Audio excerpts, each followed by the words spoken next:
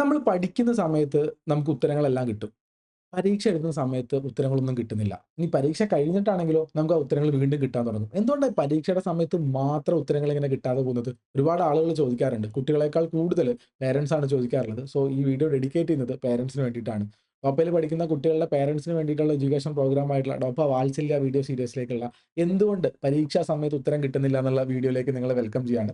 അപ്പോൾ ഈ വീഡിയോയിൽ തുടങ്ങാൻ നേരത്ത് തന്നെ ഞാൻ പറഞ്ഞു നമ്മുടെ ഡോപ്പയിലുള്ള 1, 2 പേരന്റ്സിന്റെ കൺസേൺസ്. പേരന്റ്സ് എന്താണ് ചിന്തിക്കുന്നത്? പേരന്റ്സിന് എന്താണ് പ്രശ്നം? എന്നുള്ള കാര്യം നമുക്ക് കേട്ടാം. എനിക്ക് 2 പേരന്റ്സിന്റെ വോയിസ് ക്ലിപ്പുകൾ ഞാൻ സെലക്ട് ചെയ്ത് വെച്ചിട്ടുണ്ട്. അപ്പോൾ നമുക്കതൊന്ന് കേട്ടിട്ട് എന്ത് ചെയ്യാം? നമുക്ക് മുന്നോട്ട് പോയി നോക്കാം. സോ ഫസ്റ്റത്തത് ഒരു ഫാദറാണ്. ഫാദർ മകളെ പറ്റി പറയുന്ന കാര്യം ഒന്ന് കേട്ട് നോക്കാം. അവരുടെ ഇനീഷ്യൽ പാർട്ട് അവരുടെ ഐഡന്റിറ്റി ഒക്കെ ഞാൻ സ്കിപ്പ് ചെയ്ത് വെച്ചിട്ടുണ്ട് ട്ടോ.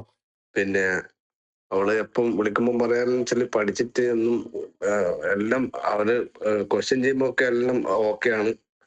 പക്ഷെ എക്സാം എഴുതുമ്പോ എല്ലാം നെഗറ്റീവ് ആയി പോകുന്നു എക്സാം എന്നുള്ളൊരു എഴുതുന്ന സമയത്ത് വിഷമമുണ്ട്. അപ്പൊ ഞാൻ പറയുന്നത് വെച്ചാല് ഒന്നും കൊണ്ട് പേടിക്കണ്ട, അതൊക്കെ ശരിയാവും. പെട്ടെന്നല്ല, കുറച്ച് സമയം എടുത്ത് ശരിയാവും സാറ്. അത് ആക്ച്വലി അത് ആ പേരന്റിന്റെ ഒരു എന്താ പറയാ ഒരു നിസ്സഹായാവസ്ഥയും കൂടിയാണെന്ന് പറയാൻ വേണ്ടി പറ്റും. ഒപ്റ്റിമിസ്റ്റിക് ആക്കി നമ്മൾ നോക്കുക ചെയ്യുന്നുണ്ടാവുക. കുട്ടിയുടെ പ്രശ്നം നിങ്ങൾ ഒരു പ്രാവശ്യം കൂടി വേണമെങ്കിൽ നിങ്ങൾ കേട്ട് നോക്കിക്കോളൂ. കുട്ടി പറയുന്നത് വെച്ചാൽ പരീക്ഷയ്ക്ക് പഠിക്കുന്ന സമയത്ത് എല്ലാം ശരിയാവുന്നുണ്ട്. എല്ലാം ശരിയാവുന്നുണ്ട്. പക്ഷെ എന്ത് ചെയ്യുന്നില്ല? ആ ഒരു നോക്കട്ടെ. പിന്നെ അവള് എപ്പം വിളിക്കുമ്പം പറയാന്ന് വെച്ചാല് പഠിച്ചിട്ട് ഒന്നും എല്ലാം അവര് ക്വസ്റ്റ്യൻ ചെയ്യുമ്പോ ഒക്കെ എല്ലാം ഓക്കെയാണ്. എല്ലാം ഓക്കെയാണ്. പക്ഷെ എക്സാം എഴുതുമ്പോ എല്ലാം നെഗറ്റീവ് ആയി പോകുന്നു എന്നുള്ളൊരു എല്ലാ എക്സാം എഴുതുന്ന സമയത്ത് എന്ത് ചെയ്യുന്നുണ്ട്? നെഗറ്റീവായി പോകുന്നു എന്നുള്ള കാര്യങ്ങളാ. മറ്റേ രണ്ടാമതൊരു പാരന്റിന്റെ ക്ലിപ്പും കൂടി ഉണ്ട്. അത് ഞാൻ അവസാനം പറയാൻ വേണ്ടി പറ്റും. ആക്ച്വലി എന്താ സംഭവിക്കുന്നത് ഇവിടെ ഈ ഒരു സിറ്റുവേഷനിൽ എന്നുള്ള കാര്യം. നിങ്ങൾ ബേസിക്കലി ഇത് കേൾക്കുന്നത് കുട്ടികളാണെന്നുണ്ടെങ്കിൽ കുട്ടികൾ കാര്യങ്ങൾ മനസ്സിലാക്കി എടുക്കുക. പേരന്റ്സ് ആണെങ്കിൽ ഈ ഒരു കാര്യത്തിനെ പറ്റി കുട്ടികളോട് കൃത്യമായിട്ടുള്ള നിർദ്ദേശങ്ങൾ കൊടുക്കുകയും ചെയ്യേണ്ടതുണ്ട്. ശരിക്കും എന്താ സംഭവിക്കുന്നത്? ഇപ്പൊ ഞാൻ ഒരു ഉദാഹരണം പറയാം. നമ്മളിപ്പോ വീട്ടില് നമ്മളെ അമ്മമാര് സാധാരണഗതിയിൽ അമ്മമാരാണ് വീട്ടിൽ ഭക്ഷണം ഉണ്ടാക്കാറുള്ളത് നിലവിലത്തെ സാഹചര്യത്തിൽ. അപ്പോൾ അമ്മമാര് ഭക്ഷണം ഉണ്ടാക്കുമ്പോൾ ചിലപ്പോൾ സാധാരണ ഇതിലിപ്പോ ഒരു ചോറും കറിയും സാധനങ്ങളൊക്കെ ഉണ്ടാക്കാൻ വേണ്ടി കുറച്ച് റിലാക്സ്ഡ് ആയിട്ട് നമ്മളൊരു 2 മണിക്കൂറോ 1.5 മണിക്കൂറോ ഒക്കെ എടുത്തിട്ട് സമാധാനത്തിൽ നമ്മൾ ചോറും കറിയും സാധനങ്ങളൊക്കെ ഉണ്ടാക്കി വെക്കുന്ന സിറ്റുവേഷൻസ് ഉണ്ടാവാറുണ്ട്. പക്ഷെ തിരക്കിട്ട് ഒരു ഗസ്റ്റ് നമ്മുടെ വീട്ടിലേക്ക് വരാണ്. അരമണിക്കൂർ കൊണ്ട് ഭക്ഷണം വിളമ്പണം എന്നൊരു കണ്ടീഷൻ ആണെങ്കിൽ നമ്മൾ എന്താ ചെയ്യുന്നുണ്ടാവാ? അതേ ഭക്ഷണം ഉണ്ടാക്കിയത് നമ്മൾ ഈ 1.5 മണിക്കൂർ കൊണ്ട് ഉണ്ടാക്കുന്ന ബിരിയാണിയോ ചോറോ അതേ സാധനങ്ങൾ തന്നെ നമ്മൾ എന്ത് ചെയ്യുന്നു ഒരു 1/4 മണിക്കൂർ കൊണ്ട് ഒരു പകുതി സമയം കൊണ്ട് വളരെ ഫാസ്റ്റ് ആയിട്ട് പടപടാന്ന് നമ്മൾ സാധനങ്ങൾ ചെയ്തു വെക്കാറുണ്ട്. പക്ഷെ ആ സമയത്ത് അമ്മമാർക്ക് എപ്പോഴെങ്കിലുമൊക്കെ ഉപ്പ് കൂടി പോവാ, മുളക് കുറഞ്ഞു പോവാ, വേവ് കൂടി പോവാ, കുറഞ്ഞു പോവാ അങ്ങനത്തെ മിസ്റ്റേക്കുകൾ വരുന്നതായിട്ട് കണ്ടിട്ടുണ്ടോ? സാധാരണ ഗതിയിൽ ഞാൻ കണ്ടിട്ടില്ല. കാരണം നമ്മൾ ഇതിന് പറയുന്ന ഒരു വാക്കുണ്ട്. അമ്മ അത്രയധികം എക്സ്പീരിയൻസ്ഡ് ആണ്. ഇത്ര ചെയ്ത് അത്രയ്ക്ക് പഴക്കം വന്നിട്ടുള്ള ഒരാളാണ് നമ്മുടെ അമ്മ എന്ന് പറയുന്നുണ്ട്. ഏകദേശം സെയിം സിറ്റുവേഷൻ ആണ് നമ്മുടെ കുട്ടികളുടെ ഈ കാര്യത്തിൽ സംഭവിക്കുന്ന ഒരു കാര്യം. അതായത് കുട്ടികൾ അതർവൈസ് ക്വസ്റ്റ്യൻ ചെയ്യുന്ന സമയത്ത് അവർ വളരെ റിലാക്സ്ഡ് ആയിട്ട് വളരെ ഫ്രീ ആയിട്ട് ഇരുന്നിട്ട് നമ്മളിങ്ങനെ ക്വസ്റ്റ്യൻ ചെയ്യുന്ന സമയത്ത് they will be getting answer. Answer വളരെ കൂൾ ആയിട്ട് കിട്ടുന്നുണ്ടാവും. പക്ഷെ എക്സാമിന്റെ സമയത്ത് ഒരു സ്റ്റിപ്പുലേറ്റഡ് ആയിട്ട് ഇത്ര സമയം കൊണ്ട് ചെയ്യണം. ആ സമയത്ത് ഒഎംആർ ബബിൾ ചെയ്യണം. ഒരു ഇൻവിജിലേറ്റർ ഉണ്ട്. എല്ലാവരും ഒരുമിച്ചിരുന്ന് എക്സാം എഴുതാണ്. അങ്ങനത്തെ ഒരു സ്ഥലത്ത് ഒരു ഹറി ബറിയിൽ കുറച്ച് തിരക്കില്ല. അതായത് കുറച്ച് റെസ്ട്രെയിൻഡ് ആയിട്ട് ഇരുന്നിട്ട് കാര്യങ്ങൾ ചെയ്യുമ്പം കുറച്ച് ബന്ധിക്കപ്പെട്ട് കുറച്ച് ടാർഗറ്റ് ഒക്കെ വെച്ചിട്ട് ഈ എക്സാമിന് നല്ല മാർക്ക് വേണമെന്നുള്ള ആഗ്രഹം കൂടി വെച്ചിട്ട് ചെയ്യുന്ന സമയത്ത് എന്ത് പറ്റുമെന്ന് വെച്ചാല് നമ്മള് കുറച്ച് ഉപ്പ് കൂടി പോവാ, കുറച്ച് മുളക് കുറഞ്ഞു പോവാ, കുറച്ച് കാര്യങ്ങൾ സംഭവിക്കുക. അങ്ങനത്തെ മിസ്റ്റേക്കുകൾ സംഭവിക്കുന്നതാണ്. ശരിക്കും ഇതിനുള്ള ഒരു സൊല്യൂഷൻ എന്ന് പറഞ്ഞാൽ ഏറ്റവും സിമ്പിൾ ആയിട്ടുള്ള ഒരു സൊല്യൂഷൻ എന്താ? 2, 3 കാര്യങ്ങൾ പറയാനുണ്ട് ട്ടോ. പക്ഷെ ഞാൻ പറയുന്നത് എന്താ വെച്ചാല് ആസ് എ പേരന്റ് അല്ലെങ്കിൽ ആസ് എ സ്റ്റുഡന്റ് നമ്മൾ മനസ്സിലാക്കേണ്ട ഒരു വാക്ക് എന്ന് പറഞ്ഞാൽ മലയാളത്തിൽ തഴക്കം എന്നുള്ളൊരു വാക്കാണ്. നമ്മൾ ചെയ്ത് നല്ല തഴക്കം വരണം. We have to be that experienced. കാരണം നമ്മളൊരു കൺജസ്റ്റഡ് ആയിട്ടുള്ള ഒരു പ്രഷർ സിറ്റുവേഷനിലാണെങ്കിൽ കൂടി നമ്മൾ ഈ ചെയ്യുന്ന ജോലിയിൽ തെറ്റ് വരാത്ത രൂപത്തിൽ നമുക്ക് ചെയ്യാൻ വേണ്ടി പറ്റണമെങ്കിൽ കൂടുതൽ എക്സ്പീരിയൻസ് വേണം. ശരിയാണ്, നിങ്ങൾ പഠിക്കുന്ന സമയത്ത് നിങ്ങൾക്ക് ഉത്തരങ്ങൾ കിട്ടുന്നുണ്ട്, നിങ്ങൾ കാര്യങ്ങൾ ചെയ്യുന്നുണ്ട്. ദാറ്റ് മീൻസ് നിങ്ങൾ കാര്യങ്ങൾ മനസ്സിലാക്കിയിട്ടുണ്ട്. തിയറി നിങ്ങൾക്ക് മനസ്സിലായിട്ടുണ്ട്. കാര്യങ്ങൾ ഓക്കെയാണ്. നിങ്ങളെക്കൊണ്ട് ഒരു ചോദ്യം ചെയ്ത് എത്തിക്കാനുള്ള കപ്പാസിറ്റി നിങ്ങൾക്ക് ഉണ്ടെന്നുള്ളതാണ്.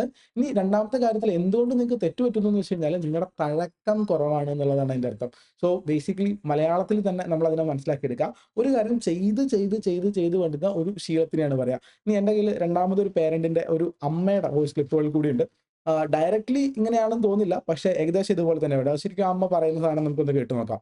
നമ്മളൊരു ക്വസ്റ്റ്യന് കാണുമ്പഴ് അവള് ഓൾറെഡി ഒക്കെ അറിയുന്ന ഒരു ക്വസ്റ്റ്യൻ ഇല്ലേ? ആ ക്വസ്റ്റ്യനുമായിട്ട് ആ ക്വസ്റ്റ്യനെ ബന്ധപ്പെടുത്തിയിട്ട് അങ്ങ് ആൻസർ ചെയ്താ. പൂർണ്ണമായിട്ട് ആ ക്വസ്റ്റ്യൻ അവൾക്ക് വായിക്കാൻ പറ്റുന്നില്ല എന്നാണ് അവള് പറയുന്നത്. കാരണം പലതവണ ഞാൻ ക്വസ്റ്റ്യൻ മാറ്റി വായിച്ച് നോക്കുന്നുണ്ട്. പക്ഷെ എനിക്കത് ഇങ്ങനെ തന്നെയാണ് ഞാൻ കാണുന്നുള്ളൂ. അപ്പൊ ആ ഒരു റോങ് ആയിട്ട് തന്നെ ആൻസർ ചെയ്യാന്നുള്ളത് ഒരു പ്രെഡിക്റ്റീവ് റീഡിങ് പോലെയെന്നാണ് ഞാൻ മനസ്സിലാക്കുന്നത്. ശരിക്കും ഈ പറയുന്ന സാധനം ഒന്നുകൂടി നിങ്ങൾക്ക് വേണമെങ്കിൽ കേട്ട് നോക്കാൻ വേണ്ടി പറ്റും. അമ്മ പറയുന്ന കാര്യം എന്താന്ന് വെച്ചാല്, കുട്ടി ഇതിന് മുന്നേ ചെയ്ത സമയത്ത് ചെയ്ത് കിട്ടിയ ഒരു ഉത്തരമുണ്ട്. ആൻഡ് എക്സാമിന് ക്വസ്റ്റ്യൻ കാണുമ്പോൾ ഇത് മുന്നേ ചെയ്ത ക്വസ്റ്റ്യൻ ആണെന്നുള്ള രൂപത്തിൽ ഡയറക്റ്റ്ലി അങ്ങ് ആൻസർ എഴുതി പോവാണ്. ആ എക്സാമിന്റെ സമയത്ത് ഒന്നും കൂടി ശ്രദ്ധിച്ച് വായിക്കാൻ വേണ്ടി കഴിയുന്നില്ല. അങ്ങനെ റോങ് ആയി പോകുന്നു എന്നുള്ള കാര്യമാണ്. ജസ്റ്റ് കേട്ടോയിക്കോളൂ. ക്വസ്റ്റ്യനെ കാണുമ്പോൾ അവള് ഓൾറെഡി ഒക്കെ അറിയുന്ന ഒരു ക്വസ്റ്റ്യൻ ഇല്ലേ, ആ ക്വസ്റ്റ്യനുമായിട്ട് ആ ക്വസ്റ്റ്യനെ ബന്ധപ്പെടുത്തിയിട്ട് അങ്ങ് ആൻസർ ചെയ്താ പൂർണ്ണമായിട്ട് ആ ക്വസ്റ്റ്യൻ അവൾക്ക് വായിക്കാൻ പൂർണ്ണമായിട്ടും ക്വസ്റ്റ്യൻ പറ്റുന്നില്ല വായിക്കാൻ എന്നാണ് വേണ്ടി പറയുന്നത്. പറ്റുന്നില്ല.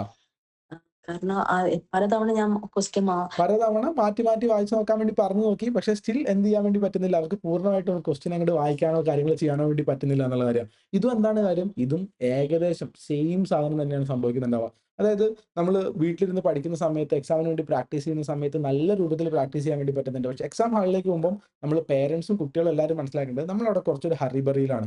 കുറച്ച് കറക്റ്റ് സമയത്തിനുള്ളിൽ നമുക്ക് ചെയ്ത് തീർക്കണം. അപ്പോൾ നമ്മൾ ഒട്ടും റിലാക്സ്ഡ് അല്ല, പടപടാന്ന് നമ്മൾ കാര്യങ്ങൾ ചെയ്യേണ്ടതുണ്ട്. കുറച്ച് തിരക്ക് പിടിച്ച് ചെയ്യുന്ന സമയത്ത് നമ്മുടെ സൈഡിൽ നിന്ന് മിസ്റ്റേക്ക് വരുന്നുണ്ട്. ഈ മിസ്റ്റേക്ക് വരുന്നതിന് ഒരു തെറ്റായിട്ട് ഒരു മോശം പ്രവണതയായിട്ട് കാണേണ്ട ആവശ്യമുണ്ടോ? ഇല്ല, ഇത് ഇങ്ങനെ തന്നെയാണ് എല്ലാവരും പഠിക്കുന്നുണ്ടാവുക. ജസ്റ്റ് ആലോചിച്ച് നോക്ക്.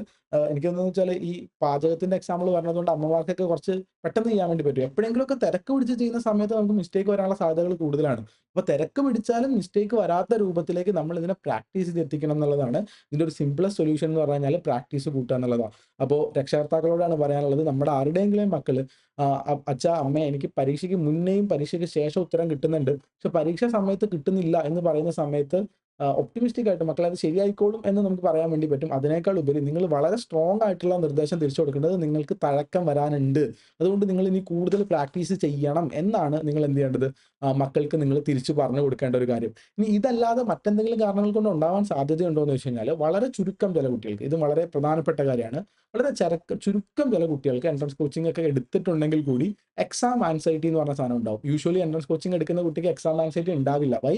ബിക്കോസ് നമ്മൾ ആഴ്ചയിൽ തന്നെ 2, 3, 4 എക്സാം ഒക്കെ ആഴ്ചക്ക് എഴുതി പോകുന്ന ആൾക്കാരായതുകൊണ്ട് എക്സാം ആൻസൈറ്റി എന്ന് പറഞ്ഞ സാധനം കുറഞ്ഞ് വരിക ചെയ്യുക.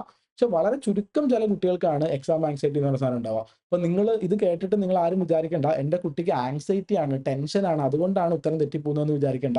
നിങ്ങളുടെ കൂട്ടത്തിലുള്ള എൻ്റെ ഒരു അനുഭവത്തിൽ, ഞാൻ ഒരു 10-12 വർഷമായിട്ട് എൻട്രൻസ് ഫീൽഡിൽ വർക്ക് ചെയ്യുകയും അത്രയധികം കുട്ടികളെ കാണുകയും ചെയ്യുന്നുണ്ട്. എൻ്റെ അനുഭവത്തിൽ പരമാവധി കുട്ടികളുടെ ഒരു 95% കുട്ടികളുടെയും പ്രശ്നം മതിയായ പ്രാക്ടീസ് ഇല്ലായ്മ കൊണ്ടാണ് എക്സാം സമയത്ത് കൃത്യമായിട്ട് ഉത്തരങ്ങൾ കണ്ടുപിടിക്കാൻ വേണ്ടി പറ്റാതെ വരാറുള്ളത്. അപ്പോൾ നമ്മൾ കുട്ടീനോട് പറയേണ്ട കാര്യം എന്താ, ഇനിയിപ്പോൾ അത് നിങ്ങളുടെ കുട്ടിക്ക് ആൻസൈറ്റി ആണെന്ന് വിചാരിച്ചോ, ആൻസൈറ്റി ആണെങ്കിൽ കൂടി കുട്ടീനോട് എന്താ പറയേണ്ടത്, കൂടുതൽ പ്രാക്ടീസ് ചെയ്തിട്ട് ക്വസ്റ്റ്യൻ ചെയ്യുന്നിടത്ത് ഒരു തഴക്കം എത്തിക്കണം. അത് പൊതുവായിട്ട് കിട്ടുന്ന സാധനമാണോ? അല്ല, ഓരോ ചാപ്റ്ററിനെയും ക്വസ്റ്റ്യൻ ചെയ്യുന്നിടത്ത് തഴക്കം എത്തിക്കാനുണ്ട്. അപ്പോൾ ഓരോ ചാപ്റ്റർ ചെയ്യുന്ന സമയത്തും പ്രാക്ടീസ് ഇംപ്രൂവ് ചെയ്യാൻ വേണ്ടിയിട്ട് കുട്ടികളോട് പറയാം. മക്കളോട് പറയാനുള്ള കാര്യം, നിങ്ങൾ ചിലപ്പോൾ അച്ഛനമ്മമാർക്കുള്ള വീഡിയോ ആണെന്ന് പറഞ്ഞ് ഞാൻ പോസ്റ്റ് ചെയ്താലും ചിലപ്പോൾ കാണുന്നത് മക്കളായിരിക്കും. മക്കളോട് എനിക്ക് പറയാനുള്ള ഒരു കാര്യം എന്താണെന്ന് വെച്ച് കഴിഞ്ഞാൽ, നിങ്ങൾ പ്രാക്ടീസ് ഇംപ്രൂവ് ചെയ്യുക എന്നുള്ളതാണ്. ഈ ഒരു ഇൻഫർമേഷൻ നിങ്ങൾക്ക് ഇഷ്ടമായോ എന്നുള്ളൊരു കാര്യം നോക്കണം. ആണെങ്കിൽ നിങ്ങൾ ലൈക്ക് ചെയ്യുകയും ചെയ്യണം, അതുപോലെ തന്നെ സബ്സ്ക്രൈബ് ബട്ടൺ ഞെക്കുകയും കൂടി ചെയ്യണം. കാരണം എന്താണെന്ന് വെച്ചാൽ ഇതുപോലത്തെ ഒരുപാട് ഇൻഫർമേഷൻസ് ഞാൻ എന്ത് ചെയ്യാറുണ്ട്, ഈ യൂട്യൂബ് ചാനൽ വേണ്ടിയിട്ട് ചെയ്യാറുണ്ട്. അച്ഛനമ്മമാർക്ക് വേണ്ടിയിട്ടും കുട്ടികൾക്ക് വേണ്ടിയിട്ടുള്ള എല്ലാ കുറേ ഇൻഫർമേഷൻസ് ചെയ്യാറുണ്ട്. നിങ്ങൾക്ക് മുടക്കം വരാതെ കിട്ടാൻ വേണ്ടിയിട്ടാണ് ആ കാര്യം പറയുന്നുണ്ടാവുക. സോ അടുത്തതായിട്ട് നിങ്ങളുടെ കോമൺ ആയിട്ടുള്ള ഡൗട്ടുകൾ എന്തെല്ലാം ഉള്ളതാണെന്ന്. ഇനി ഡോപ്പയുടെ പുറത്തുള്ള കുട്ടികൾക്കാണെങ്കിൽ അവർക്ക് പേഴ്സണലൈസ്ഡ് ആയിട്ട് ഞാനിപ്പോൾ ഇവർ അയച്ചിട്ടുണ്ടായിരുന്ന എല്ലാ അച്ഛനമ്മമാർക്കും ഞാൻ പേഴ്സണലി തിരിച്ച് മറുപടി കൊടുക്കുന്നുണ്ട് ഡോപ്പ സ്റ്റുഡൻസിന്. ഡോപ്പയുടെ പുറത്തുനിന്നുള്ള കുട്ടികൾക്കാണെങ്കിൽ കമ്മ്യൂണിറ്റി മെന്റർഷിപ്പ് ചാനൽ ഉണ്ട്, നിങ്ങൾക്ക് അത് വഴിയിട്ട് നിങ്ങൾ മറുപടികൾ തരുന്നുണ്ടാവും. ഇനി എനിക്ക് ഫൈനലി നിങ്ങളോട് പറയാനുള്ള ഒരു കാര്യം എന്ന് വെച്ചാൽ, ഡോപ്പയുടെ last batch, that is fast track T&D batch എന്ന് പറഞ്ഞ സാധനം ഒക്ടോബർ അവസാനം മുതൽ തുടങ്ങുന്നുണ്ട്. നമ്മൾ താഴെ സ്ക്രോളിൽ നിങ്ങൾക്ക് ഡീറ്റെയിൽസ് കാണിച്ചു തരുന്നുണ്ട്. അവിടെ ഇന്റൻസീവ് ആയിട്ടുള്ള റിവിഷൻ, ഇപ്പോൾ ഇനിയും തുടങ്ങാത്ത ആളുകൾക്ക് വേണ്ടിയിട്ട് ഡെയിലി മെന്ററിങ് കിട്ടുന്നുണ്ടാവും, അതുപോലെ തന്നെ ഡൗട്ട് ക്ലിയറൻസ് കിട്ടുന്നുണ്ടാവും. ഹോസ്റ്റൽ ഫെസിലിറ്റി ആവശ്യമുള്ളവർക്ക് അവൈലബിൾ ആയിരിക്കും. അങ്ങനത്തെ ഒരു fast track test and discussion batch വരുന്നുണ്ട്. കൂടുതൽ ഡീറ്റെയിൽസ് കാര്യങ്ങൾ അറിയാൻ വേണ്ടിയിട്ട് താഴെ സ്ക്രോൾ ചെയ്ത് പോകുന്ന നമ്പർ ഉണ്ട്, ആ നമ്പറിലേക്ക് കോൺടാക്ട് ചെയ്താൽ മതിയാവുന്നതാണ്. ആൻഡ് ഇനിയും തുടങ്ങാത്ത ആളുകൾ, ഇപ്പോൾ അലോട്ട്മെന്റ് ഒക്കെ പ്രതീക്ഷിച്ചിരുന്നിട്ട് നമുക്ക് ഇനിയും തുടങ്ങാൻ വേണ്ടി പറ്റില്ല എന്നുള്ള ആളുകളുണ്ടെങ്കിൽ ധൈര്യമായിട്ട് നമുക്ക് ഒരുമിച്ചിട്ട് തന്നെ തുടങ്ങി പോകാൻ വേണ്ടി പറ്റും. സോ ഈ ബാച്ചിന്റെ പേര് ഫാസ്റ്റ് ട്രാക്ക് T&D ബാച്ച് എന്നുള്ള കാര്യമാണെന്ന് ഓർമ്മിപ്പിക്കുകയാണ്. So thank you so much for watching. അടുത്ത വീഡിയോയിൽ എന്ത് ചെയ്യാം, നമുക്ക് എന്തായാലും കണ്ടുമുട്ടാം. Bye bye.